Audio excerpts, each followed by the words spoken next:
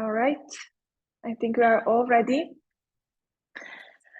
Hello, everyone. Thank you so much for joining us today. We have a very exciting panel arranged. We are gonna explore the empowering Iraqi startup on global stage, and today's focus is gonna be on two amazing global and international organizations, which are Global Entrepreneurship Network and World Summit Awards. And just to keep it short, I'm just gonna say GEN and WSA. So we're in this conversation, when I say GEN, it's Global Entrepreneurship Network. And when I say WSA, it's World Summit Awards. My name is Saba Bakhtiar. I'm your host for this panel. And I'm also the managing director of 51 Labs, focusing on ecosystem growth. Like I mentioned, we are in for an engaging panel discussion with two fantastic guests.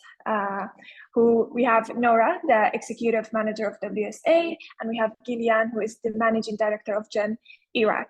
Thank you so much for being here with us today. Before we officially start, I would like to share a couple of housekeeping points with you all. We are using Zoom webinar for this session. It's also being recorded and live streamed on our Facebook page. And as we delve into the conversation, please remember your questions are the key. Feel free to ask any question during the conversation in the Q&A box. And also we will have some dedicated time at the end for Q&A from the audience. Also, like I mentioned earlier, feel free to interact in the chat box. Share your thoughts, network, throw in a question if you want to. Let's make sure this is as lively as possible. I don't want to forget that an important part, this is part of our Global Entrepreneurship Week activities for this year. We have more lined up for this week, so please keep an eye on our social media to know what's coming up next for this week at 51 Labs. All right, so I guess we can officially start now. Nora, could you please just take a moment to introduce yourself and share a bit about your role at WSA? Yeah, hi, I'm Nora. Great to be here. I know that I have an Arabic name, but I don't speak a word of Arabic. WSA is a global initiative that has been started back in 2003. At that time, with the idea that we present to the United Nations. There was a United Nations Summit on Information Technologies, Information Society, and the idea was, do these policymakers, do these governing bodies, do they actually know what is happening on a local level, and how do people use the available technologies to contribute to improvement of society? So since 2003, WSA uses the mechanism of a global award scheme, where we identify digital solutions that have a positive or that support the achievement of the United Nations Sustainable Development Goals. So it's startups, it's social businesses, it can be an NGO, but it's usually entrepreneurs, local people who won't accept the status quo in their country, and to come up with a digital solution that want to really solve the local challenges. And when we talk about innovation in WSA, it's more about the local impact. And the local innovation that is then presented on a global level, rather than the disrupting unicorn that is maybe really disrupting a sector, killing some other entrepreneurs and trying to take over. So it's more about the collaboration, it's more about the impact, and it's more about the local solutions with global relevance. Thank you so much, Nora. I think initiatives like WSA are very important to be in the scene. So thank you for that. Gillian, the floor is yours. Can you also share a bit about yourself and also tell us about your role as the GEN Iraq Managing Director? Yeah, sure. I believe that's an afternoon for us. So yeah, based on what Nora mentioned, I was expecting some few Arabic words, but I do also would say that I'm not good with Arabic as well from my side. So not a bad point for two panelists, I'd say. So basically, I'm Gillian, and I'm the managing director for Gen Iraq, so Global Entrepreneurship Network for Iraq. And if I just give maybe a bit about what does Global Entrepreneurship Network do, or what we aim for, it's basically visions or envisions as an overall to create one global entrepreneurial community, and then that basically thrives in a one direction. So and the points would be on that is how do we thrive in an environment, or we create a culture where anyone and anywhere, or by one single print, be able to start their own business or go to the next level where they're growing. So mainly this would be very in simplified way. What does Global Entrepreneurship Network do? Not in an intense way. And I would say that Iraq is just generally been 1 year entering the network officially and active in terms of inception activities in the country to be able to create this bridge, and then also fulfill this gap in terms of connecting startups, investors, as an overall ecosystem of Iraq to the global initiative itself. Thank you so much. And I know it's only been a year, but the activities and the efforts that you and the team are putting on, it's just amazing. And that can be seen throughout the activities that you've been part of for this week specifically. Wonderful. I think it's fantastic to have you both here. And I guess it's time to jump into that, I guess, a bit of a tough questions. I mean, I promise it's not going to be tough. It's general questions about the role of WSA and Gen in terms of supporting Iraqi startups having access to that global stage that we all know that right now it's the right time to connect our Iraqi startups to these stages. Nora, my first questions for you. Can you share some success stories where WSA has played a role or a crucial role in elevating startups generally around the world onto the global stage? And have been any Iraqi examples so far? So until now, and maybe this is something I need to explain a bit more because it's not so clear. WSA works with so-called national experts who represent WSA on the ground. And Savo, you have been onboarded as new national expert together with Ali Hilli this year. Ali is already representing WSA since several years, and Savo, thanks for joining.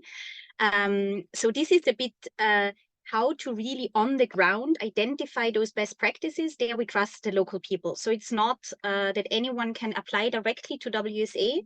If you're an Iraqi entrepreneur, you need to be nominated by Savo or Ali, like by the WSA Iraq team. And it's their expertise and the trust in their process to identify what are the best practices from Iraq in the specific year in the WSA categories, and then they nominate it to the global competition.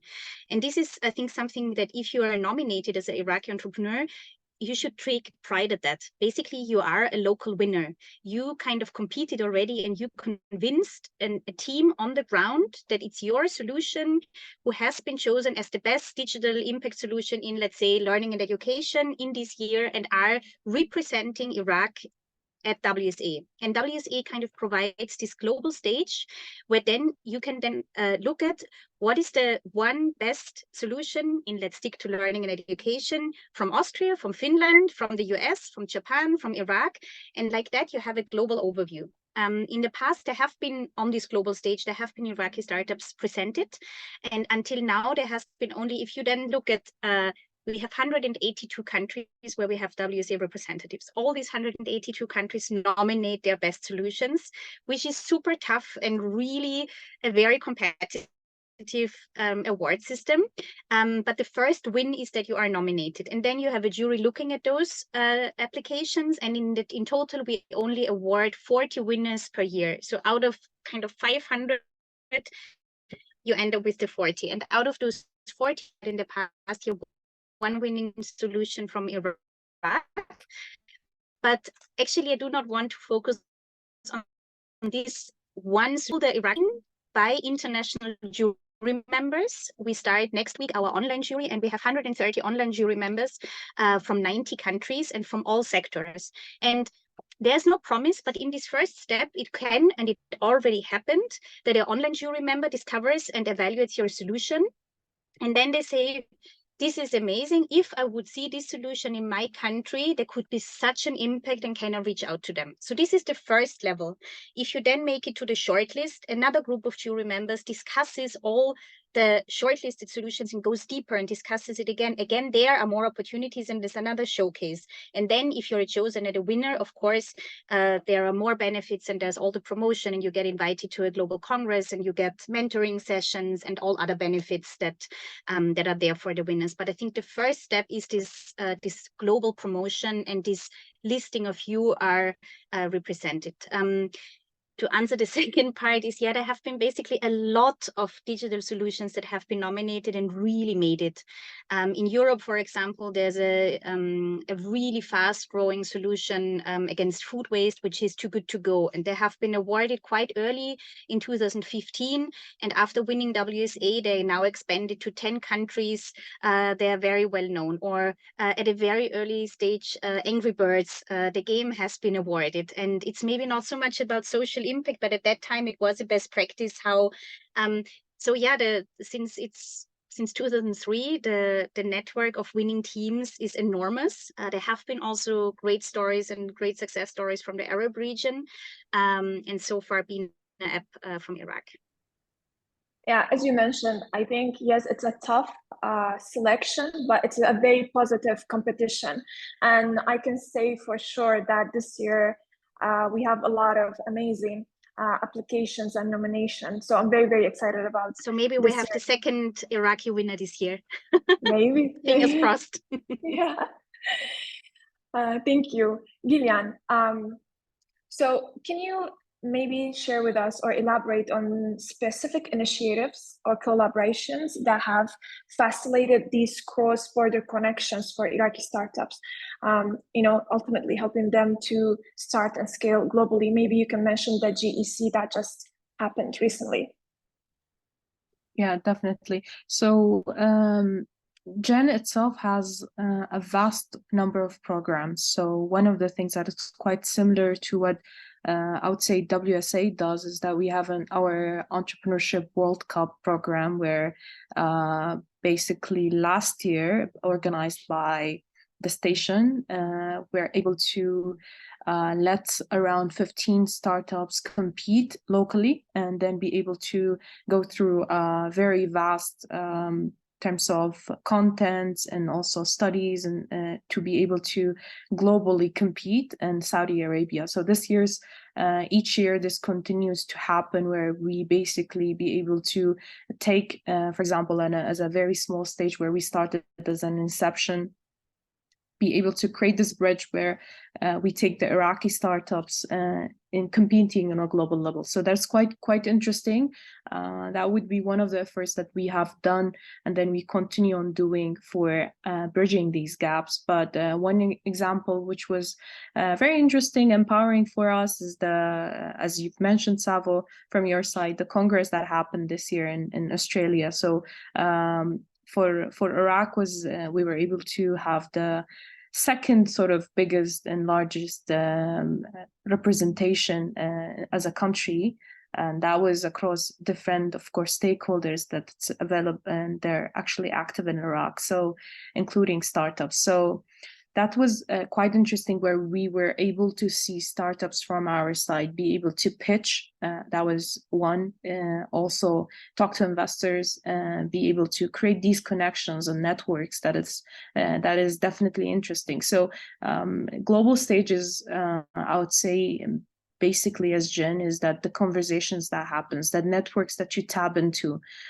So it's not one side of. It's very unfortunate as an Iraqi, that way I look at it, is that, okay, maybe Iraq is never the number one country in terms of being investment friendly or be invested to directly. But here you go. What about the opportunity that we put ourselves on the map? And that's what I believe we have done in GEC, where, okay, there is still a potential across all the countries that is around us to bring in this foreign investment or this sort of cross-border collaborations we would be able to do. So as Jen, I would say that was a and pivotal point where we started to take an action and taking the Iraqis as an overall to the global stage and do this. So we're happy. We soon might be able to announce the impact report and the action points that would be able to do from our side as an ecosystem enablers and overall startups, and what we have already achieved to everyone that is in the ecosystem and what we would be able to do next from our side. Thank you. I think I was lucky to be also part of GEC, and I got to witness how these kind of congresses, opportunities give you a lot of chance to connect and collaborate with people from different ecosystems and learn from them.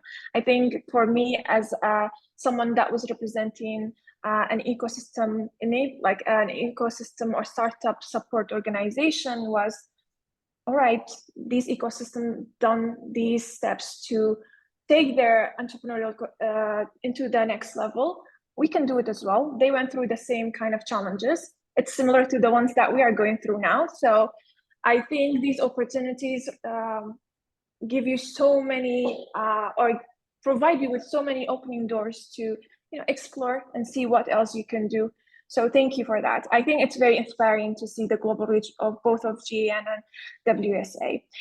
Nora, you mentioned, we all know WSA has a vast network. You mentioned there are 182 participating countries. How does WSA leverage this global network to create opportunities? Like, what kind of support these startups receive in terms of mentorship, exposure, international partnerships?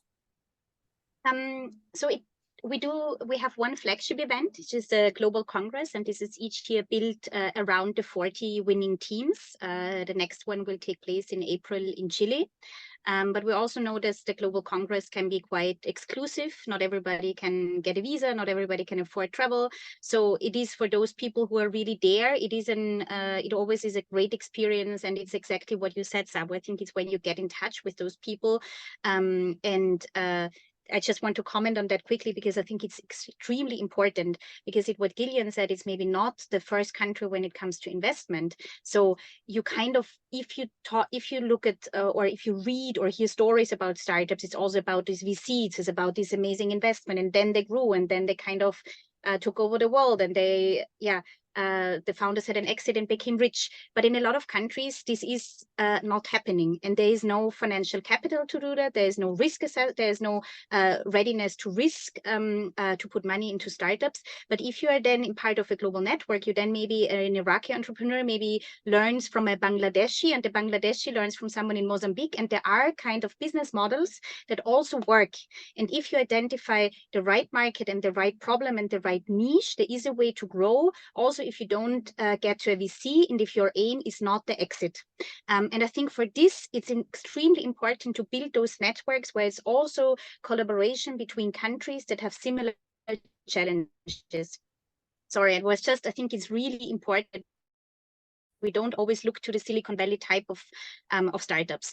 The global network is then also connected throughout the year in online programs that are more inclusive. There's one kind of storytelling session that we do every 6 weeks, which is called IX3, where it's mainly winners sharing their stories and sharing their stories of success, of failure.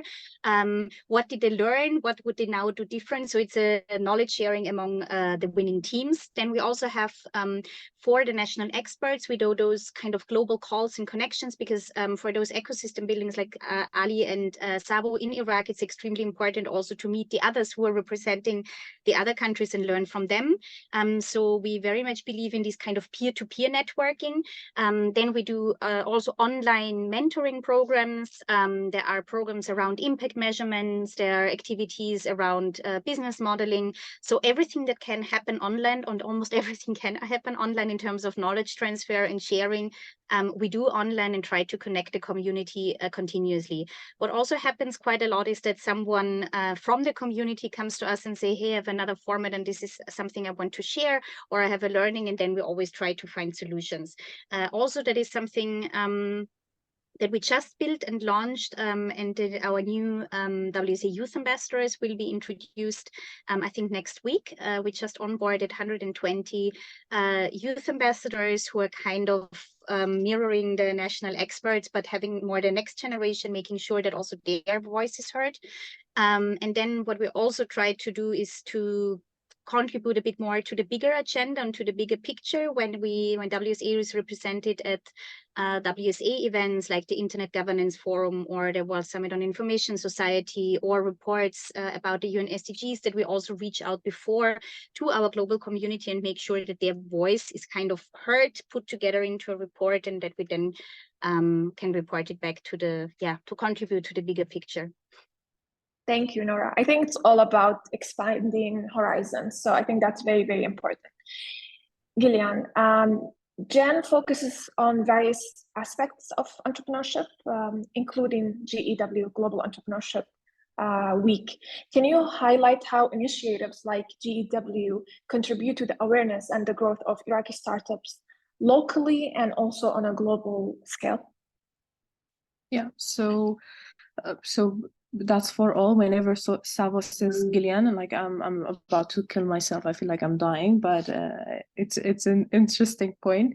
No, a very, very good question, Savo. So GEW, as you would see, Global Entrepreneurship Week, it's a very sincere program for us. It's like the baby for Global Entrepreneurship Network. It's where we started celebrating and then basically connecting all countries of which is the 200 on the same map. What's interesting about the Global Entrepreneurship Week, it basically connects each entity, individual, into the same map where we are speaking the same language, which is entrepreneurship. And then we thrive in a way where we are all action oriented and we want to change a point. So Global Entrepreneurship Week itself for this year focuses mainly very highly on awareness. So until now, and we yesterday launched the week, and that was so far numbers of activities keep on increasing. So right now we are on 115 activities being basically organized by specifically like this one that we have right now here with 5 Labs, Orange Corners, and Capita, other partners, and also individuals, maybe startup owners generally from their side. First, it connects everyone. Second, basically, it contains contents that supports in terms of knowledge and knowledge sharing. That's what's happening across for the Iraqi startups themselves. So, and then basically being able to also introduce international expertise and knowledge in terms within that week itself.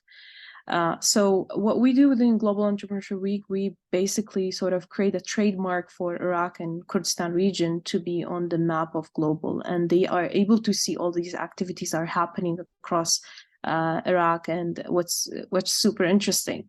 And then what we do is we want to invite all. So we want to gather everyone to be able to actually attend, learn, ask questions, start something, or maybe support someone starting a point. So you don't need to be always, as we say, a founder of an idea. Maybe you could co-join like an idea that you're looking into, or maybe working on a talent that you're quite always interested in. So GW basically does that, and we want to keep on expanding. So in the last year, I would say we had not even half number of activities or partners to basically celebrate entrepreneurship. But right now we reached to where stakeholders from the government level, such as Prime Minister's Office, Deputy Prime Minister's, ministries of higher education, to be able to integrate entrepreneurship and look at it as a thriving force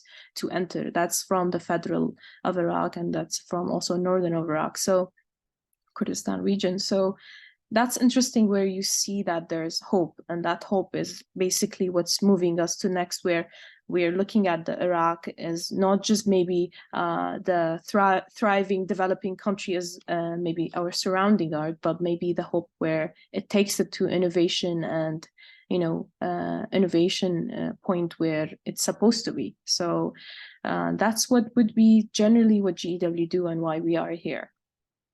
Thank you. And I think it's very important to have different actors involved in this. Like yesterday with the launch, you worked very hard to involve universities. And I think that's very important because generally public universities in Iraq does not teach entrepreneurship.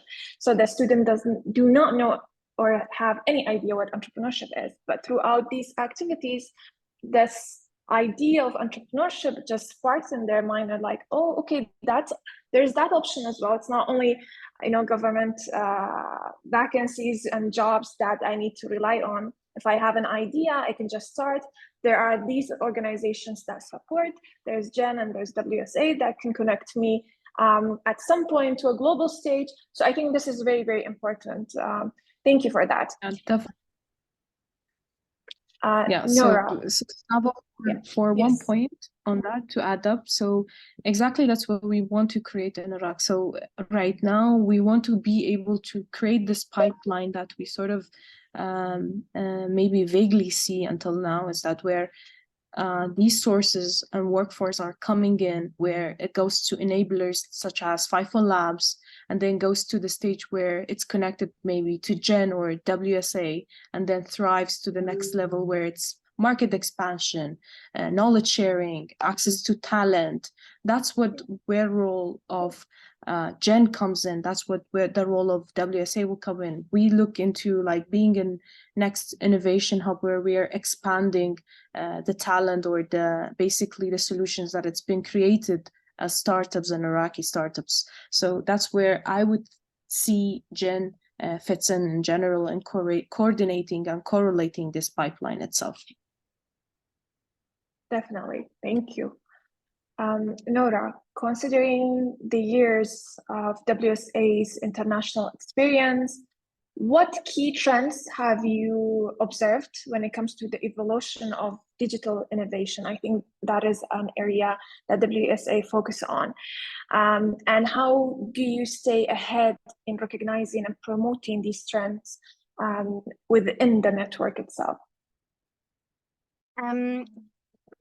WSA evolved obviously a lot. When WSA was founded in 2003, there were no mobile phones, or at least no smartphones. There was no mobile data. There was nothing like that.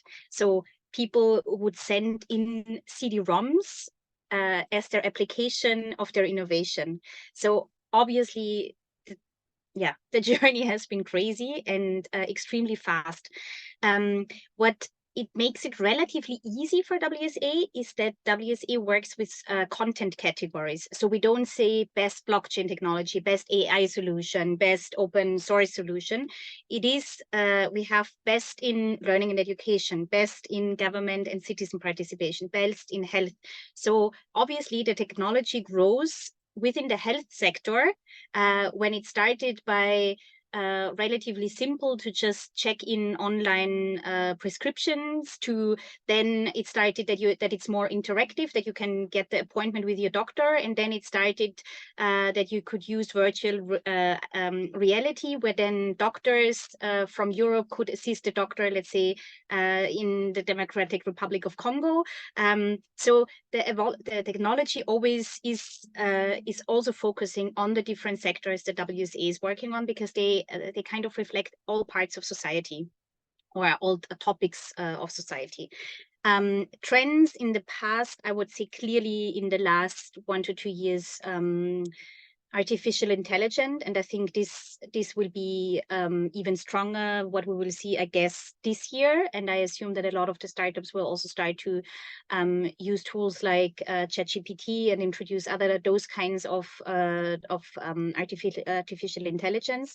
The other thing is data as the kind of new gold, the data aggregation and data analytics that we saw a lot in the past years. We had a huge trend of blockchain technologies about 3-4 years back, which kind of got a bit less again. There was a time where kind of every startup said or started, we also do this on the blockchain. And then a lot of them also realized that it actually didn't make any sense. And the blockchain is amazing if it makes sense, but also doesn't make sense to just add it because of the clicking also the blockchain box. I would say these are the three trends that we saw. And another thing is that I think what makes WSA quite special, because it is a digital, so also a tech award.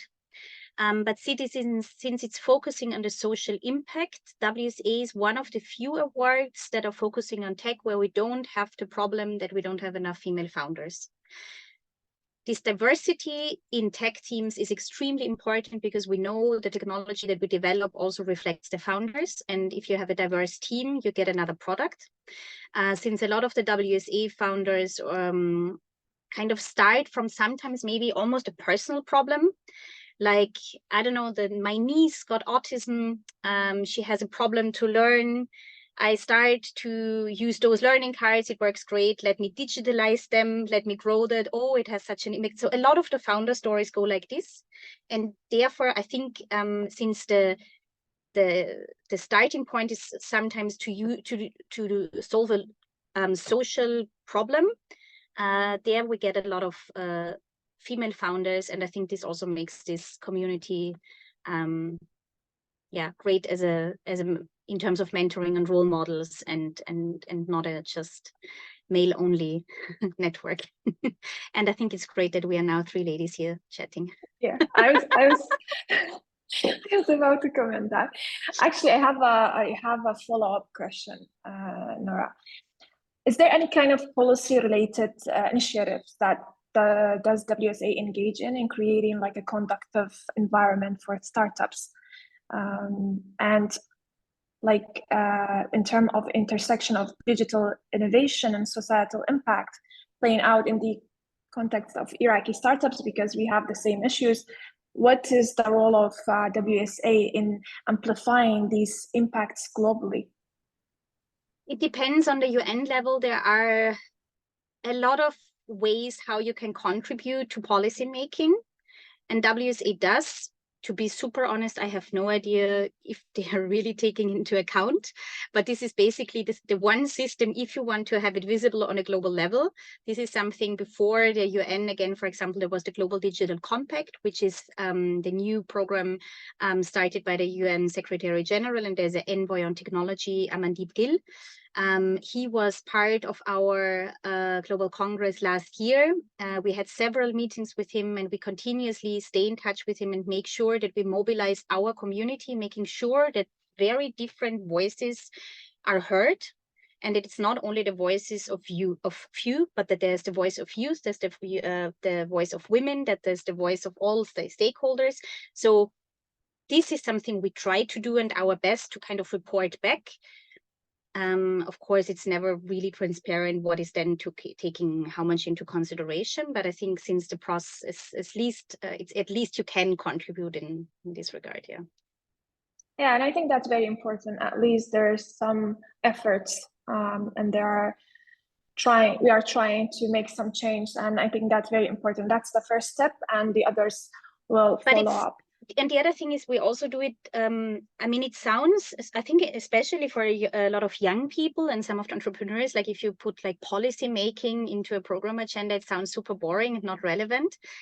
So this is something, this dialogue, that it is important, and the policies that are put in place directly affect you as entrepreneurs on a local level. So this is something that we really try to bring again to the discussion. And also, for example, young people bring a lot of awareness about, for example, how social media networks work, how the power of the data, where the data lies, where the marketing budget goes to have kind of the global picture and at least create awareness for those topics. This is something that we really try to transport these topics on a light level, that people are also receptive and that also understand it has directly to do with them. Yeah, definitely. Thank you. Gillian, building on what Nora just shared, I'm interested in knowing how do you navigate the cultural and economic differences specific to Iraq in your efforts to connect Iraqi startups with the global entrepreneurial ecosystem?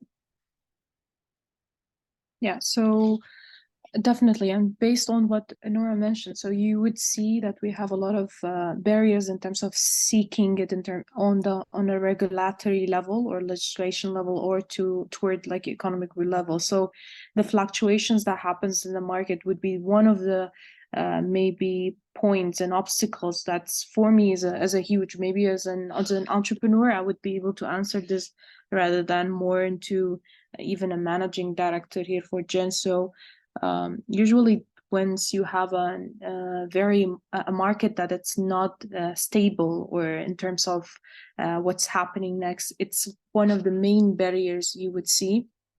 Okay, it's beside the culture shock, but it's an economic shock where you might not be able to lead startups thrive. So one of the interesting points into when you're looking at solutions, you are looking at pain points to solve, and also problems to actually again solve. So if you as a startup are able to do that, and on an Iraqi level, you would be able to easily also solve this basically on a global level, or take what you're serving and then take it and basically expand it to the surrounding areas. So the economy or economic barriers itself, you would look into it, hinders your growth in the region. However, what I always look at I look at them as an opportunities where, okay, these are barriers, but I think Iraq, how challenging and thrilling it is, shows you and gives you and makes you actually create so much solutions that you will be able to take what you have built as a product or a service and implement it anywhere. So that's one point of view that I always look into, and when it comes to the Iraq as an overall or a holistic point of view of the ecosystem and the culture barriers that basically there is in terms of basically women participation, or generally educational level in terms of organization, social overall experiences. I would say as a start point for taking the Iraqi startups to the next level, to be able to do that as Gen or as any network that is available in the market, would be the way we would look at our neighboring countries. So on the point of view where we are quite interesting, it's quite relational in terms of the way they also function within Middle East and MENA, and they're quite interested in your own sort of country. So one of the interesting point that I saw, and even on a global Congress level where we have provided an impact report which also contained this, is that there are Arab women VC leagues that we would be able to contribute back on a global stage to Iraq, that basically not just hinders the potential issues that it was available, but also you look at it in the point of view, okay, it's thriving as a very potential and opportunity where that's the first step in order to basically bridge these gaps or bridge these challenges that we have. Thank you. And I think that's why these sort of discussions are very important. Like, we get to learn something new every time we sit together, we connect different individuals, experts, and ecosystem together. You come out with new information that you can work on and build on. Thank you so much. We are right on time. I'm done with my questions, but I would like to give you each like a minute or so to give any other comments that you would like to share, and then we will open it up for Q&A from the audience. And so far we have about 9 questions in the Q&A box. So I'm very excited to read these questions. So maybe Nora, if you have any other comments you would like to add, please feel free. I think this goes out more to the entrepreneurs, because I know from many of the WSA winners how hard it is to get investment. But I also know from a lot of startup stories who are successful, who started and focused on a slow growth, on really finding their market niche and having organic growth through the first customers and then building this base. And if you're then successful, then maybe the investors come. And the other thing is try not to copy any system that you heard from a nice movie or an inspirational video, and kind of hunt the money that is maybe will never be there for you.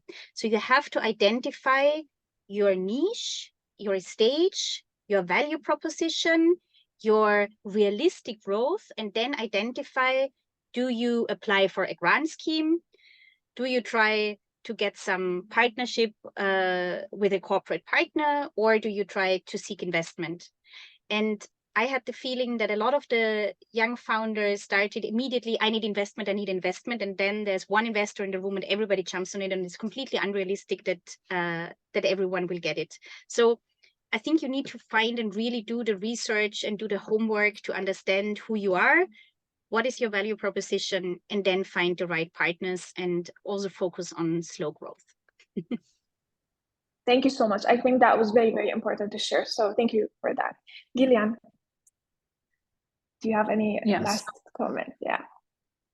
I think that was a very interesting conversation to engage in, but I would give maybe a few fruits for thought. So in generally, what I would always look into global expansion, I would say we are looking at an ecosystem right now. It's quite vast, so it's all digital. You have access to it, and we are here as enablers to make sure you are getting in touch with the right, stakeholder or partner.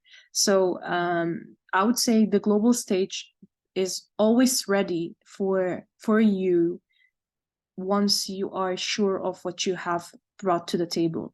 And that's the most important point when we're looking into, okay, as an Iraqi startup, you're ready to, and you're so sure of your product and solution, then it's easy for enablers that it's available in the market, and including, let's say, networks that works on taking startups to a global stage, to be able to do this connection, be able to help you with an expansion. This depends in generally how are you articulating what you have built. So the most important thing is in Iraqi, I always look at it as Nora mentioned, a really, really great point where we go for investment. Sometimes if you're that sure of your idea, maybe a loan will help. And maybe you just need to work on prototyping the idea itself. So these are stages that needs to be differentiated on a level, and then we look into how do we take and bring on expertise for your idea overall. So here where we come in, okay, when it comes to market expansion and then trainings and mentorships to be able to help you and guide you. And that would be the points and comments maybe from my side, and then we get questions more, which is interesting. Yeah. And I have one more, because I think this is also is to ask for recommendations and ask for help and ask for introductions. And stop being polite, be a pain in the ass and start to remind and send reminders of course, in a very polite way. But it's very easy for someone to make an introduction, because I don't have to do anything. You don't want my money. You don't expect. The only thing is I can help you by just making an introduction. So look at the people, and LinkedIn makes it very easy. Who has the second? Like if you are looking for a person that you want to be introduced to, look at if you know anyone in common, or build your network and ask for those recommendations, those introductions, and build your network around that, because eventually there's someone at some point who knows an investor or who knows someone who falls in love with your idea. So I think it's the hard work of the founders to really build your own network that is relevant for you and your product. 100%. Thank you both. Thank you. I think these were great comments to wrap up the questions and answers part, but we have a few questions. I believe some of them you've already answered throughout our conversation, but we will quickly go through them. So there's a question that says, do you have any plans in connecting with startups for the southern region of Iraq, especially Maysan and Amara? I think both WSA and Jen, Iraq, they cover all of Iraq. So regardless of your location, you can reach out to the national experts of WSA and also Jen, Iraq, to be connected, to be nominated, to work on activities if you want. So yes, there's no limit. It's inclusive for all of Iraq. Nora, this question is for you. So Hassan says, what are the nomination criteria to pass the first level? Basically, the question is for you, I guess. What is your nomination criterion for Iraqi startups in general for WSA on a global level? But then I guess it's also on, it has to be on the market. So it has to be a solution that already creates some impact. It cannot be an idea. It needs to be a digital solution, and it has to contribute to the achievement of one of the UN SDGs. Yeah. And it has to convince Sawa and Ali and whomever they involve in their selection process. Thank you. Muhammad says, while I have a plan and knowledge to achieve what I want, I lack investment and exposure. What is your advice to reach people and connect with them to work together? Any of you would like to take that? Gillian, do you want to take that? Sure. So for Muhammad's question, I was just reading it.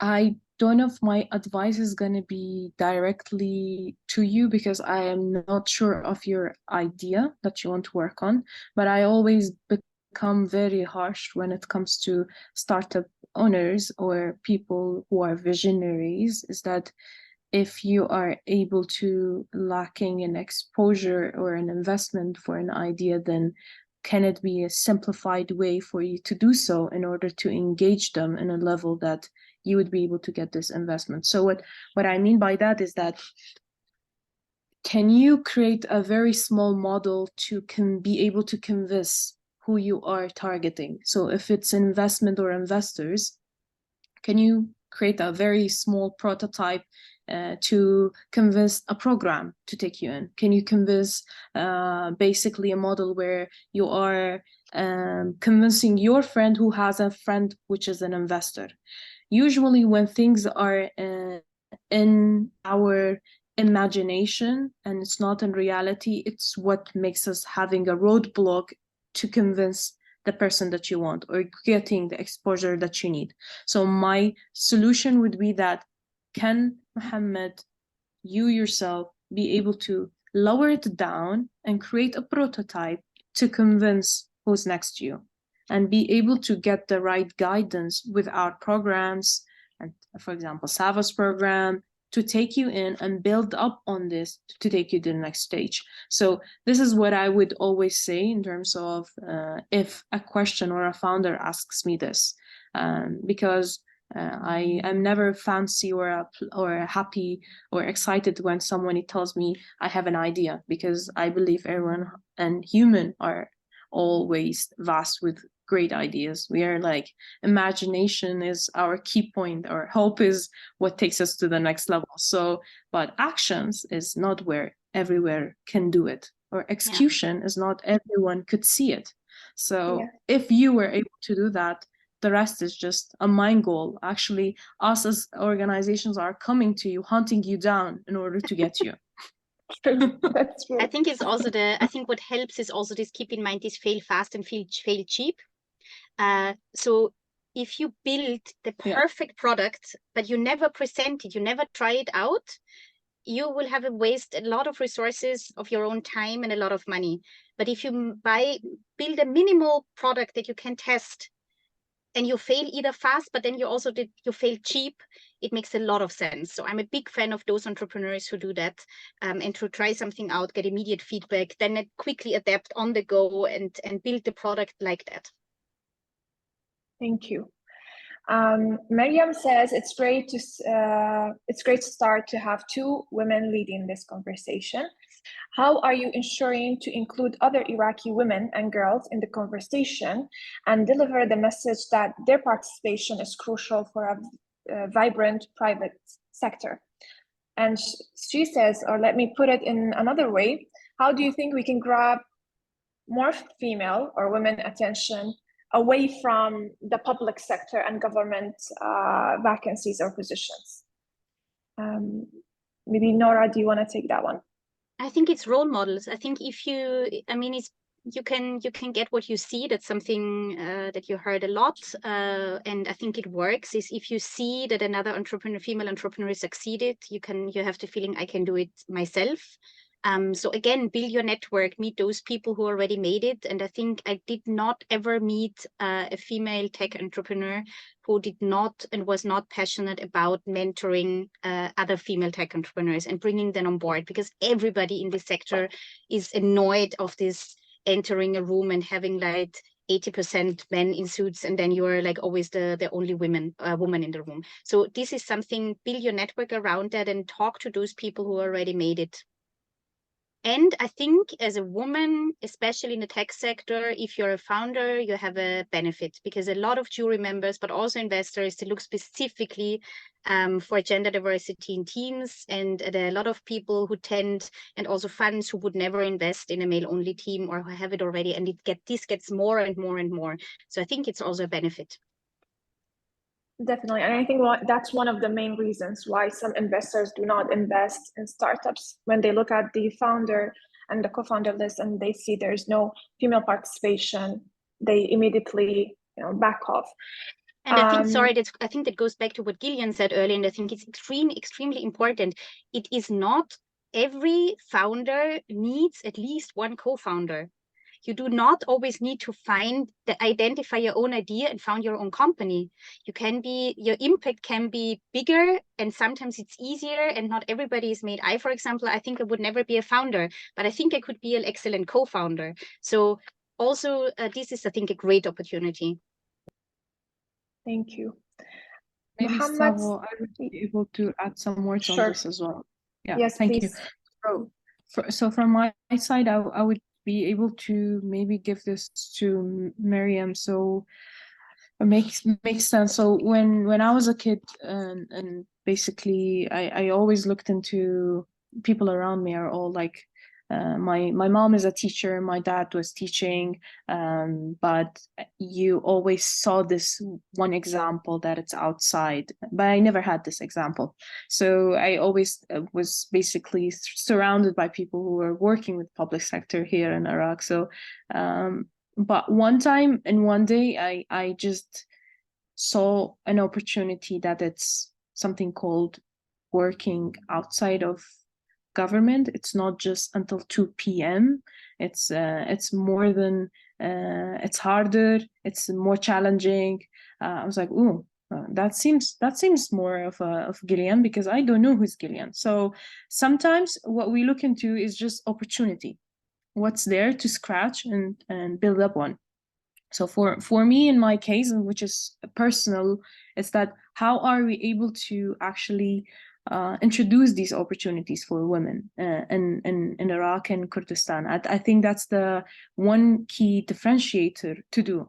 I've seen examples that they are coming through programs right now. Recently, we are running an agribusiness program, and there are ladies from agriculture students and actually participating, and one of them is like, I go beyond what my culture family is asking for in order for me to be here. I mean, this is what inspires me. This is beautiful, and that's because they see one role model, as Nora mentioned, from her side, or they see an opportunity that they are able to motivate themselves. So I always look into women or men.